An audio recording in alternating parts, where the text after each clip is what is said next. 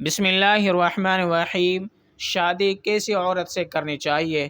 تو دیکھیے، اس پر ایک حدیث نبوی ہے کہ نبی اکرم صلی اللہ علیہ وسلم نے ارشاد فرمایا کہ انسان شادی 4 چیزوں کی وجہ سے کرتا ہے۔ وہ 4 چیزیں کیا کیا ہیں؟ تو نمبر 1 پر فرمایا حسب و نسب کی وجہ سے، یعنی بڑے خاندان کی وجہ سے۔ نمبر 2 پر فرمایا مال و دولت کی وجہ سے، کہ اگر کسی عورت سے شادی کروں گا تو اس کے ساتھ بہت سارا مال و دولت آ جائے گا، تو اس وجہ سے شادی کرتا ہے۔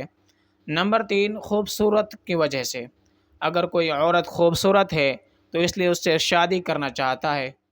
دیکھیے، یہاں پر میں ایک یہ بات بتا دوں کہ میں یہ نہیں کہتا کہ خوبصورتی نہ دیکھنا چاہیے۔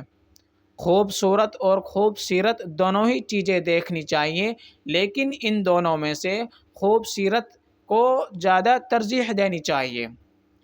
تو نمبر 4 پر ہے دیندار عورت۔ تو نبی اکرم صلی اللہ علیہ وسلم نے ارشاد فرمایا تم لوگ ان 4 میں سے دیندار عورت کو ترجیح دو، یعنی دیندار عورت سے شادی کرو۔ اب دیندار عورت کا پتہ کیسے چلے گا کہ دیندار عورت ہے کہ نہیں ہے؟ تو دیکھیے، اس کی ایک عام سی صورت ہے، ایک آسان سی صورت ہے کہ اس کے خاندان کی جو عورتیں ہیں، اس کی بہنیں ہیں، اس کی مائیں ہیں، اس کی دادیاں ہیں، یا خاندان میں سے جو بھی عورتیں ہیں، ان سب کے عادات، اخلاق و آداب دیکھ لی جائیں کہ ان سب کے عادتیں کیسی ہے، ان سب کے اخلاق کہتے ہیں، تو ان سب سے عموماً پتہ چل جاتا ہے کہ یہ عورت کیسے خاندان سے ہے۔